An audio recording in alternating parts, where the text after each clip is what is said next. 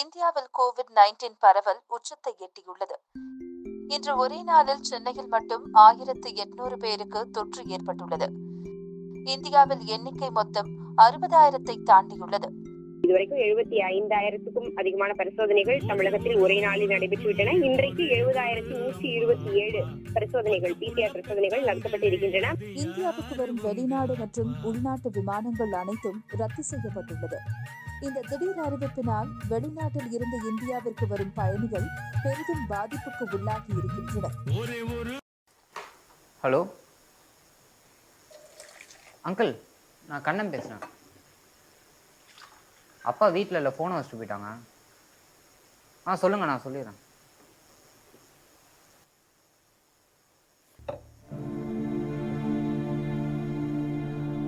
மா, என்னடா மா, என்னடா ஏன்டா இப்படி கத்துற?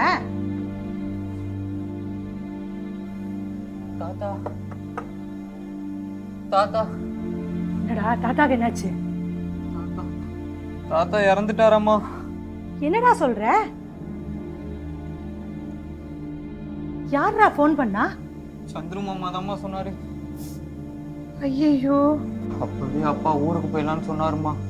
நான் ஓகே சொல்லியிருந்தா இப்போ எல்லாரும் போய் தாத்தா உயிரோட பார்த்துருக்கலாமா. இப்போ யாருமே ஒரு உடம்பு கூட பார்க்க முடியாம போச்சுமா. நான் தான்மா தப்பு பண்ணிட்டேன். என்னம்மா இது அப்பாட்ட எப்படிடா சொல்ல போறோம்? தாங்க மாட்டாருடா அவரு.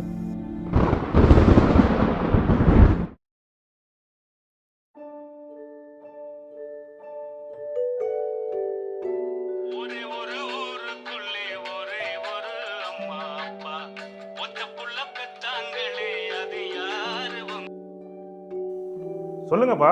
தம்பி, நீ நல்லா இருக்கியாப்பா? நான் நல்லா இருக்கேன். நீங்க எப்படி இருக்கீங்க?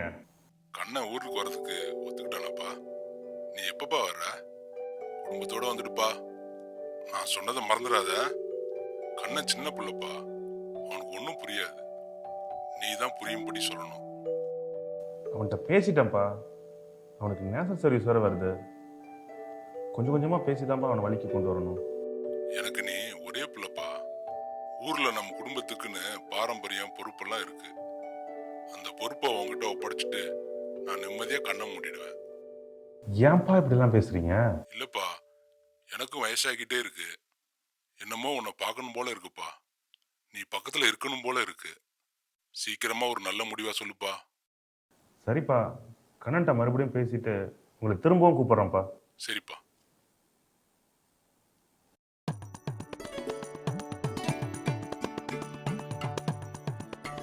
உன் பையன்கிட்ட பேசிட்டியா? பேசிட்டியா இல்லையா? என்கிட்ட எதுக்கு கேக்குறீங்க? உங்க ரெண்டு பேருக்கு இடையில மத்தியஸ்தம் பண்றதே என் வேலையா போச்சு.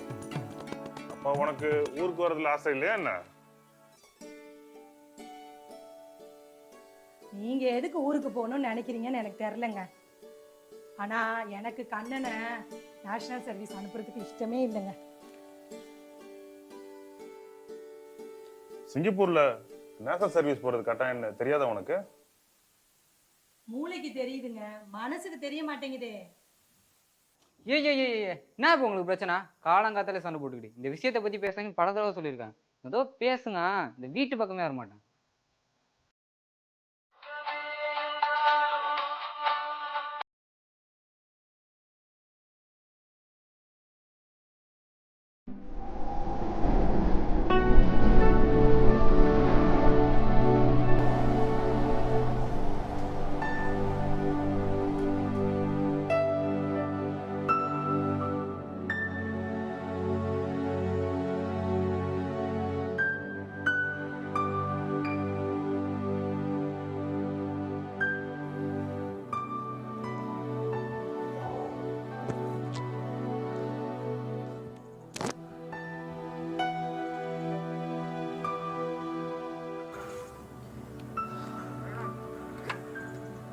கண்ணா, உன்கிட்ட கொஞ்சம் பேசணும்ப்பா.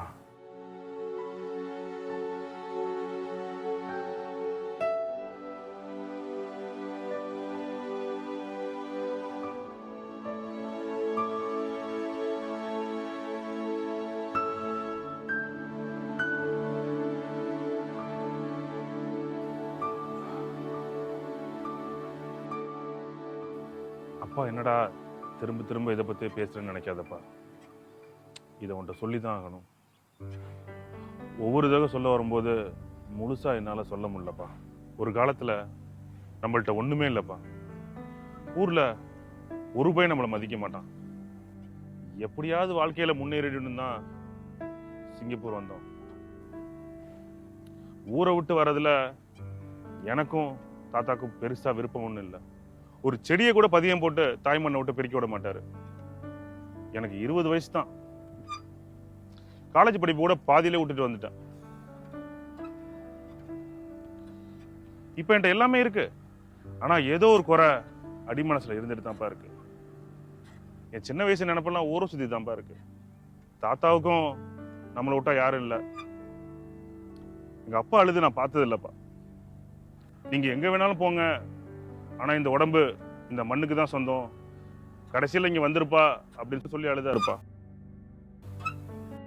மிச்சம் இருக்க காலத்தை தாத்தா கூட ஊர்ல கழிச்சேன்னா என் வாழ்க்கை முழுமை அடையுன்னு நம்புறேன்ப்பா. அதனாலதான் அதை திருப்பி திருப்பி உன்ட்ட சொல்லிட்டு இருக்கேன். யோசிச்சு ஒரு நல்ல முடிவா சொல்லுப்பா.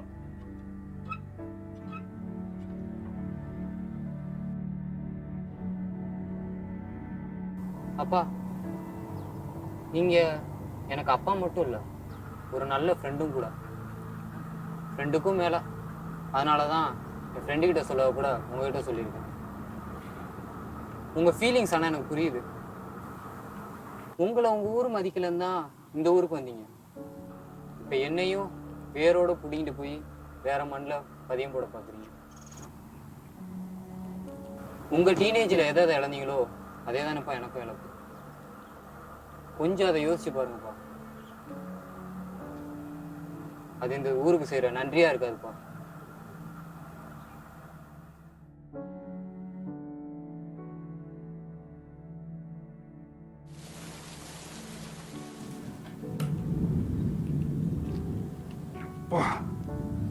நல்ல மழை.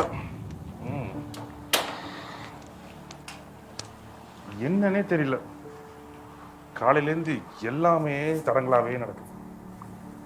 பஸ் கார்டை மறந்து வச்சுட்டு போயிட்டேன், போனை வீட்டிலே வச்சுட்டு போயிட்டேன். சரோ, கொஞ்சம் தண்ணி கொண்டாமா.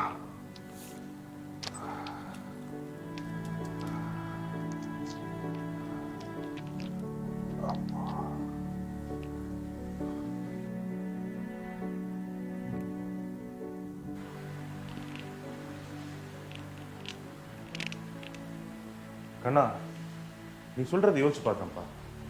நீ சொல்றதுதான் சரி. அப்படி பண்ணா இந்த நாட்டுக்கு பண்ற நன்றியா இருக்காது. NSல இருந்து லெட்டர் வந்திருக்கு, ரிசீவ் பண்ணுப்பா.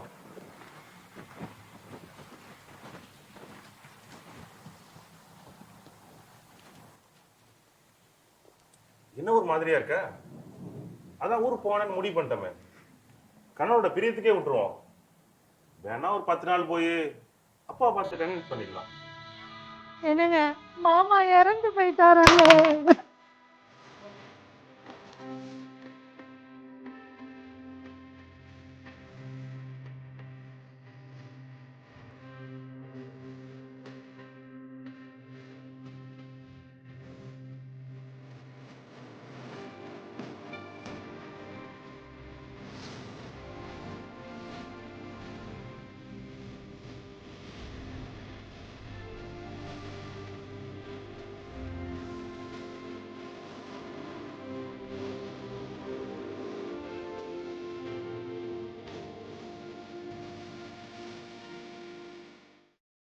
இது இந்த குடும்பத்துக்கு மட்டும் இருக்கிற பிரச்சனை இல்லைங்க. புலம்பெயர்ந்து வாழுற எல்லா குடும்பத்துக்கும் இருக்கிற பிரச்சனை. தங்களுடைய வாழ்க்கைய ஒரு இடத்திலிருந்து இன்னொரு இடத்திற்கு பதியம் போட்ட அந்த முதல் தலைமுறையின் தியாகம் ஈடு இணையற்றது. அந்த முதல் தலைமுறைக்காக இந்த குறும்படம் சமர்ப்பணம். நன்றி.